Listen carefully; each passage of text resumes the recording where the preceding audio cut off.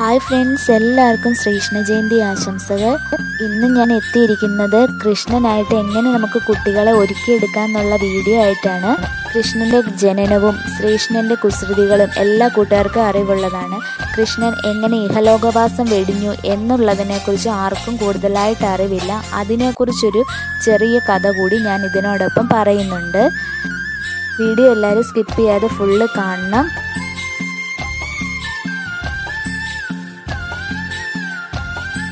കൈലാസനെയും കാശിനെയും ഉണ്ണിക്കണ്ണന്മാരായിട്ട് ഒരുക്കുന്നതിനോടൊപ്പം തന്നെയാണ് ഞാൻ ഈ ഐതിഹ്യം കൂടി പറയുന്നത്.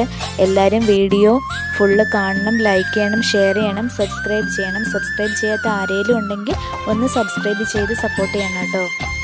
ആദ്യം കാശിനെയാണ് ഒരുക്കുന്നത്. വളരെ സിമ്പിളായിട്ടാണ് എല്ലാം ചെയ്തേക്കുന്നത്. കണ്ടു കഴിഞ്ഞാൽ മനസ്സിലാവും. ഉണ്ണിക്കണ്ണനായിട്ട് എങ്ങനെ സിമ്പിളായിട്ട് ഒരുങ്ങാമെന്നുള്ളതും കാണാം. പിന്നെ കൃഷ്ണൻ്റെ കുറച്ച് കഥകളും കേൾക്കാം. ഉണ്ണിയപ്പം തിന്ന രണ്ട് കാര്യമൊന്നല്ലേ, അതുപോലെ തന്നെയാണ് കേട്ടോ ഇതും. എല്ലാവരും വീഡിയോ ഫുള്ള് കാണണേ. എന്നാൽ നമുക്കിനി കഥയിലേക്ക് കടന്നാലോ.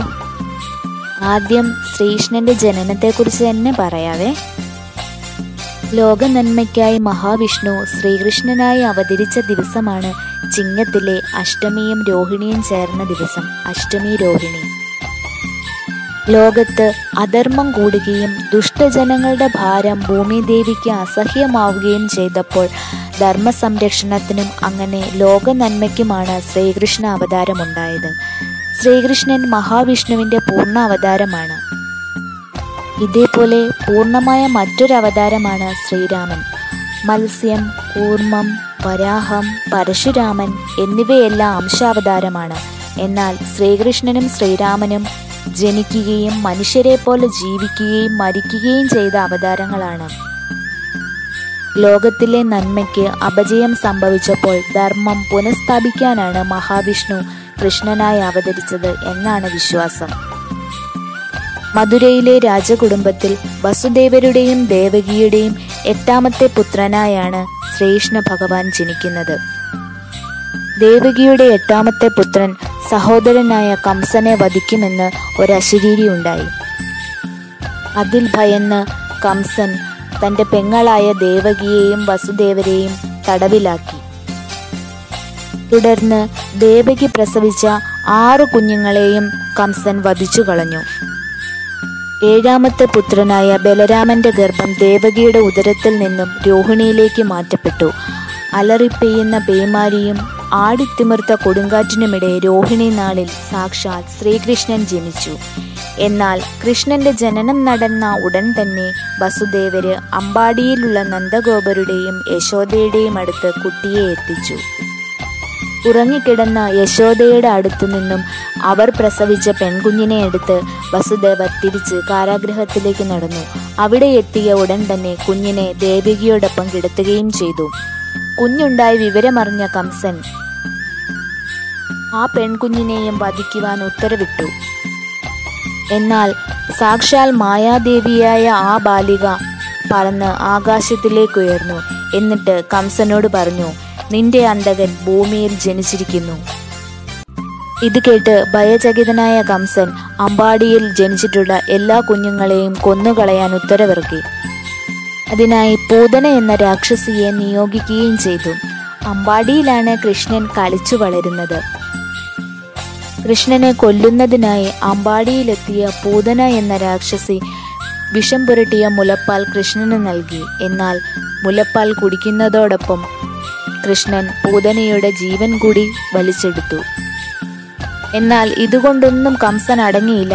അദ്ദേഹം തൻ്റെ അനന്തരവനെ കൊല്ലുന്നതിനു വേണ്ടി വീണ്ടും വീണ്ടും രാക്ഷസന്മാരെ ഇറക്കി.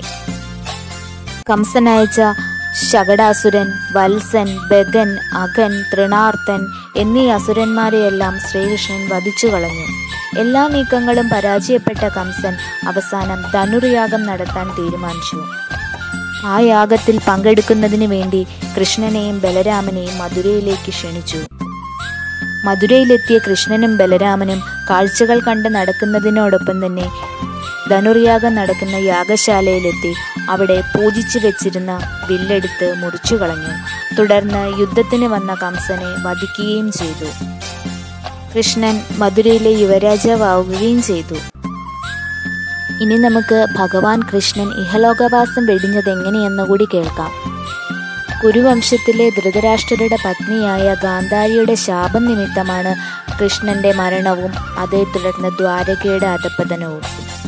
മഹാഭാരത യുദ്ധത്തിന്റെ 18-ാം ദിവസം തന്റെ 100 പുത്രന്മാരും പുത്രീ ഭർത്താവും അവരുടെ മക്കളും സഹോദരനും എന്നു വേണ്ട സർവ്വജനങ്ങളും മരിച്ചതറിഞ്ഞ ഗാന്ധാരി തന്റെ പുത്രനായ ദുര്യോധനന്റെ പത്നി ഭാനുമതിയെയും കൂട്ടി കുരുക്ഷേത്ര ഭൂമിയിലെത്തി. അതിഭയാനകമായിരുന്നു അവിടെ കണ്ട കാഴ്ചകൾ.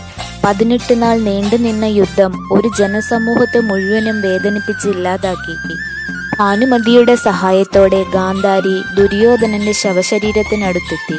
അവിടെ വെച്ച് അവർ തന്റെ കണ്ണിൽ കെട്ടിയിരുന്ന കെട്ടഴിക്കുകയും മൃതരായ തന്റെ മൂത്ത പുത്രനെയും മറ്റു ബന്ധുജനങ്ങളെയും കണ്ട് അതിഭയാനകമായിരുന്നു അവരുടെ ആ കാഴ്ച. തന്റെ 100 മക്കളുടെയും ദാരുണ മരണം നേരിട്ട് കണ്ടു ആ മാതാവ്. അടങ്ങാത്ത പുത്രസ്നേഹത്തിന് മുൻപിൽ കൃഷ്ണൻ പോലും സദ്ബന്ധനായിപ്പോയി. ഗാന്ധാരിയുടെ അടങ്ങാത്ത മാതൃസ്നേഹം അണപൊട്ടിയൊഴുകി. അവർ കൃഷ്ണന് നേരെ തിരിഞ്ഞു. കൃഷ്ണന്റെ വക്രബുദ്ധിയും കാപട്യവും മൂലമാണ് തന്റെ 100 പുത്രന്മാർക്കും ഈ ഗതി വന്നതെന്ന് ആക്രോശിച്ചു. അവർ കൃഷ്ണനെ ശപിച്ചു. കൃഷ്ണ, പാണ്ഡവരും കൗരവരും പരസ്പരം കൊന്നു തീർന്നു. അല്ലയോ മധുസൂദന, കുരുക്കളുടെ നാശം നിന്റെ ഇച്ഛയനുസരിച്ചാണ് നടന്നത്. മഹാഭാഗോ, അതിന്റെ ഫലം നീയും അനുഭവിക്കൂ. അതിശുശ്രൂഷയാൽ അല്പമെങ്കിലും തപോബലം ഞാൻ ആർജിച്ചിട്ടുണ്ടെങ്കിൽ ആ തപോബലത്താൽ അല്ലയോ ചക്രഗതധാര, ഞാൻ നിന്നെ ശപിക്കുകയാണ്. പരസ്പരം കൊല്ലുന്ന ബന്ധുക്കളായ കുരുപാണ്ഡവരെ നീ ഉപേക്ഷിക്കുകയാൽ നിന്റെ ബന്ധുക്കളും ഇതുപോലെ കൊല്ലപ്പെടുന്നതാണ്. ഇന്നേക്ക് 36-ാം ആണ്ട് തികയുമ്പോൾ നിന്റെ ബന്ധുജനങ്ങളും പുത്രന്മാരുമൊക്കെ കൊല്ലപ്പെടും. ആരും അറിയാത്ത പ്രസിദ്ധിയില്ലാത്ത ഒരു മരണം ഉണ്ടാവട്ടെ നിനക്ക് എന്ന് ഞാൻ നിന്നെ ശപിക്കുകയാണ്. ഗാന്ധാരിയുടെ ശാപവാക്കുകൾ കേട്ടിട്ടും ഭഗവാൻ ശ്രീകൃഷ്ണന് ഒരു കുലുക്കവും ഉണ്ടായില്ല. ഉത്തമ ഭക്തയും ധർമ്മിഷ്ഠയുമായ ഗാന്ധാരിയുടെ വാക്കുകളെ പുഞ്ചിരിയോടെ സ്വീകരിച്ചു. അതനുസരിച്ചാണ് യദുകുലം നശിച്ചതും ദ്വാരക കടലിൽ മുങ്ങിപ്പോയതും. കുരുക്ഷേത്ര യുദ്ധം കഴിഞ്ഞ് 36 കൊല്ലം കഴിഞ്ഞാണ് ശ്രീകൃഷ്ണൻ ഇഹലോകവാസം വെടിഞ്ഞത്. അതിനുണ്ടായ നിമിത്തം ഇങ്ങനെയായിരുന്നു. കൃഷ്ണന് ജാമ്പവതിയിലുണ്ടായ മകൻ സാമ്പനെ കുരുത്തം കെട്ട യാദവ ബാലന്മാർ ഒരു ഗർഭിണിയുടെ വേഷം അണിയിച്ചു. തീർത്ഥയാത്ര കഴിഞ്ഞ് ദ്വാരകയിലെത്തി ശ്രീകൃഷ്ണനെയും ബലരാമനെയും കണ്ടു മടങ്ങുന്ന വിശ്വാമിത്രൻ, വസിഷ്ഠൻ, ദുർവാസാവ്, നാരദൻ എന്നീ മുനിമാരെയാണ് സാമ്പനും സംഘവും കളിയാക്കിയത്. ഈ ഗർഭിണി പ്രസവിക്കുന്നത് ആൺകുഞ്ഞാണോ പെൺകുഞ്ഞാണോ എന്ന് പ്രവചിക്കൂ എന്ന് പറഞ്ഞാണ് മുനിശ്രേഷ്ഠന്മാരെ ഈ ബാലന്മാർ കളിയാക്കിയത്. എന്നാൽ ദിവ്യദൃഷ്ടി കൊണ്ട് ഇതൊരു ഗർഭിണിയല്ലെന്ന് മനസ്സിലാക്കിയ ദുർവാസാവ് ക്രോധത്തോടെ പ്രതികരിച്ചു. ആണിനെയും പെണ്ണിനെയുമല്ല, ഒരു ഇരുമ്പ് ദണ്ഡിനെയായിരിക്കും ഈ ഗർഭിണി പ്രസവിക്കുക എന്നും അത് യാദവ കുലത്തെ ഒന്നടക്കം നശിപ്പിക്കുമെന്നും അദ്ദേഹം ശപിച്ചു. ആശ്ചര്യമെന്ന് പറയട്ടെ, പിറ്റേ ദിവസം രാവിലെ സാമ്പന് പ്രസവവേദന അനുഭവപ്പെടുകയും അങ്ങനെ സാമ്പൻ ഒരു ഇരുമ്പ് പിണ്ടത്തെ പ്രസവിക്കുകയും ചെയ്തു. ആ ഇരുമ്പ് പിണ്ടം അവർ രാവി പൊടിയാക്കി കടലിലേക്കൊഴുക്കി. അങ്ങനെ അതിലവശേഷിച്ച ഒരു കഷ്ണം ഇരുമ്പ് ഒരു മത്സ്യം വിഴുങ്ങുകയുണ്ടായി.